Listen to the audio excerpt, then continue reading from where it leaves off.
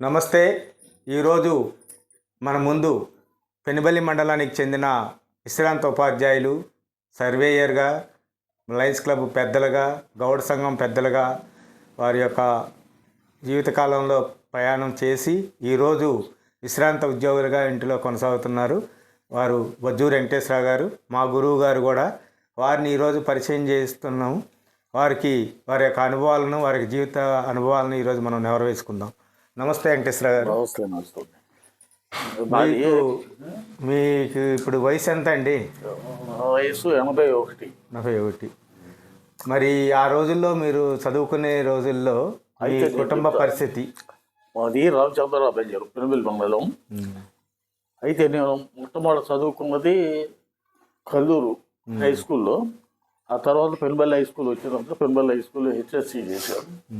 HSC చేసిన తర్వాత 1968 16/6/68లో Bhadrachalam నెల్లిపాకలో join అయ్యా. అక్కడ ఒక 6 నెలలు చేసిన తర్వాత అప్పుడు జిల్లా పరిషత్ చైర్మన్ గారు కుంగళరావు మళ్ళీ భద్రాచలం గర్ల్స్ హై స్కూల్కి ట్రాన్స్ఫర్ చేశారు. అయితే అప్పుడు చేరినప్పుడు మొదట రికార్డ్ అసిస్టెంట్ చేరా. అయితే record assistant Bhadrachalam girls high school కూడా చేశారు. సంవత్సరం చేశారు. చేసిన తర్వాత బాణాలు బద్దూరు రాయ గారు కాలం చేశారు. అప్పుడు పెనుబల్లి హై స్కూల్కి మళ్ళీ నేను చదువుకున్న హై స్కూల్కి ట్రాన్స్ఫర్ చేశారు చైర్మన్ గారు. అక్కడ చేశా. అక్కడి నుంచి పెద్దగోపతి చేశా. పెద్దగోపతి వచ్చి లంకపల్లి చేశారు. లంకపల్లి చేసిన తర్వాత మళ్ళీ గంగారావు వచ్చాం. పెనుబల్లి హై స్కూల్కి వచ్చాం. మళ్ళీ పెనుబల్లి నుంచి గంగారావు హై స్కూల్కి ప్రమోషన్ మీద పోయాం. ఆ నుంచి చివరి 2 స్టేషన్లు Annapareddypalli high school. Annapareddypalli high స్కూల్లో ఒక 7 సంవత్సరాలు చేశాం. ఆ నుంచి 2002లో మిగిలిన 5 సంవత్సరాలు ఇక్కడ పూర్తి చేసి ఎర్రగుంటలో రిటైర్ చేశాం. తర్వాత రిటైర్డ్ అయిన తర్వాత లయన్స్ క్లబ్ ప్రెసిడెంట్గా, తర్వాత గౌడ సంఘం మండల ప్రెసిడెంట్గా, ఇంకా గౌడ సంఘం తరఫున కొన్ని కార్యక్రమాలు నిర్వర్తించడం జరిగింది. మన హై స్కూల్ హై క్యాంప్ అని, మిగిలిన క్యాంపులని. ఇప్పుడు మీకు పిల్లలు ఎంతమంది అండి? పిల్లలు 2 అబ్బాయిలు, 1 అమ్మాయి. వాళ్ళ గురించి 2 అబ్బాయిలలో పెద్ద అబ్బాయి సర్వే చేస్తాను. నేను చిన్నప్పటి నుంచి సర్వే చేసేది. మా ఫాదర్ సర్వే చేసేది. నేను కూడా 8వ తరగతి చదివే దగ్గర నుంచి నేను కూడా సర్వే చేసేది. ఆ తర్వాత ఉద్యోగం వచ్చిన తర్వాత కూడా ఉద్యోగం చేస్తా కూడా సర్వే చేసేది సైడ్ బిజినెస్గా. అయితే మా పెద్ద అబ్బాయి ఇదే సర్వేని పూర్తిగా స్వీకరించాడు. తర్వాత 2వ అబ్బాయి దామోదర్ బాబు కానిస్టేబుల్గా ప్రస్తుతం ఖమ్మంలో చేస్తున్నారు. ప్రజెంట్ ఖమ్మంలో చేస్తాను, 2 స్టేషన్లో. అమ్మాయి చదువుకుంది. అయితే 2 పిల్లలు, మ్యారేజ్ అయింది, గురిని. అయితే భర్త మట్టికి మా అక్కయ్య కొడుకు ఇచ్చిన, అతని మట్టికి కరెంట్ ఆఫీస్లో ఎల్డీసీ చేస్తాము. ప్రజెంట్ సర్పల్లో పనిచేస్తాము. సంక్షిప్తంగా ఇది. ఇప్పుడు ఆ రోజుల్లో మీరు ఎంతవరకు చదువుకున్నారు? హెచ్ఎస్సి అంటే ఇప్పుడు 10th అన్నట్టు కాదు, higher secondary school certificate. HSC అంటే ఎస్ఎస్ అంటే సెకండరీ స్కూల్ సర్టిఫికేట్. మీరు ఉపాధ్యాయులుగా మరి హిందీ కూడా బోధించేవాళ్ళుగా? హిందీ, మ్యాథమెటిక్స్ ఎక్కువ ఇంట్రెస్ట్. మీ ఇంట్రెస్ట్ అయితే హై స్కూల్లో కాబట్టి నేను పోస్టు ఎల్డీసీ పోస్ట్ అయినా కానీ అటు సైడ్ పోయేది కాదు, క్లరికల్ సైడ్కి. అంతవరకు టీచింగ్ సైడ్ అనేది ఇది ఎక్కువ భాగం టీచింగ్ సైడు, తక్కువ భాగం మట్టికి ఎల్డీసీకి చేసాం. లాస్ట్లో మట్టికి కంప్లీట్గా ఎల్డీసీగానే చేసాం. అయితే మీ నాన్నగారి నుంచి మీకు సర్వేయర్గా ఫస్ట్ చేశారు. సర్వేయర్గా చేసుకుంటే టీచర్గా చేసా. అయితే టీచర్ పోస్ట్ వచ్చాక కూడా అవకాశం ఉన్నంత వరకు సైడ్ బిజినెస్గా అది కూడా చేస్తూ ఉన్నారు. మీరు గౌడ సంఘం అధ్యక్షుడిగా గౌడ సంఘంలో ఎంతకాలం పనిచేశారు? గౌడ సంఘం ప్రెసిడెంట్గా 3 years పనిచేశారు. తర్వాత లయన్స్ క్లబ్లో ప్రెసిడెంట్గా చేశారు. లయన్స్ క్లబ్లో కూడా 6 years వరకు పనిచేశాం. ఇది క్యాటర్లో పనిచేశాం. అయితే వెంకటేశ్వర గారు, ఇప్పుడు మీరు ఉద్యోగం చేసే సమయంలో కానీ సర్వే చేసే టైంలో కానీ మీ యొక్క జీవిత కాలంలో ఏమైనా ఇబ్బందులు ఏమైనా పడ్డారా, ఏమైనా అయితే జరిగింది? నా సర్వీస్ మొత్తం 33 సంవత్సరాలు గవర్నమెంట్ సర్వీస్ చేయడం జరిగింది. సర్వీస్లో ఎక్కడ ఏ స్టేషన్లో కానీ ఎక్కడ కానీ ఎవరితో కానీ ఎలాంటి సమస్యలు లేవు. అందరూ ఫ్రెండ్లీగానే వాళ్ళు సహకరించారు, నేను కూడా ఫ్రెండ్లీగానే పోయేవాళ్ళే, ఎలాంటి లేదు. అయితే ఈ సర్వీస్ మొత్తం 33 సంవత్సరాల సర్వీస్ సరదాగానే గడిచిపోయింది, కానీ ఉద్యోగం చేసినట్టు కూడా ఎప్పుడూ ఫీల్ అవ్వలేదు. అంత హ్యాపీగా గడిచిపోయింది అన్నమాట. బయట సర్వే చేసినప్పుడు కూడా అందరితో మంచిగా అందులో కూడా ఎలాంటి సమస్యలు లేవు. నా సర్వీస్ మొత్తంలో ఎక్కడ ఎలాంటి సమస్యలు లేదు.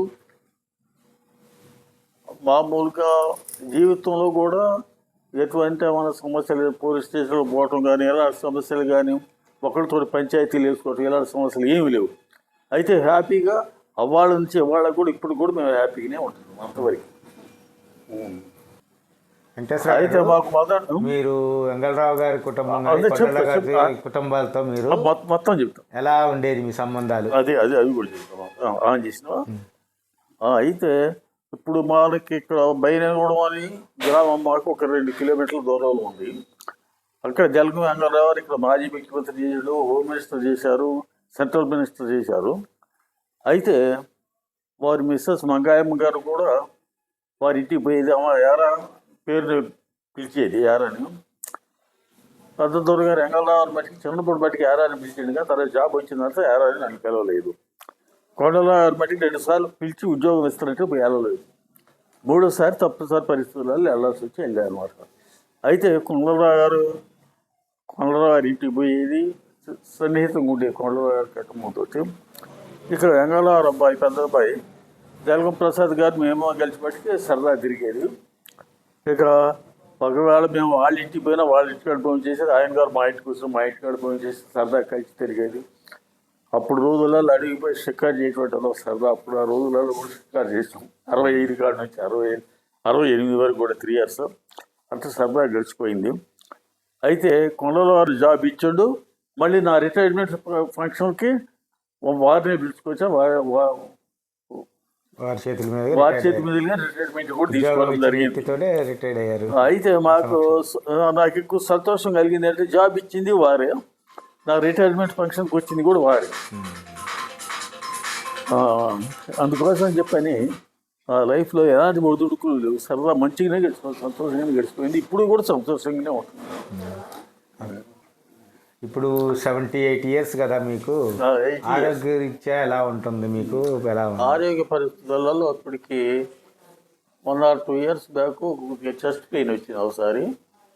అయితే సోమాజీ కూడా హైదరాబాద్ యశోద హాస్పిటల్కి పోయి చూపించుకొని రావడం జరిగింది. ఆపరేషన్ అయింది.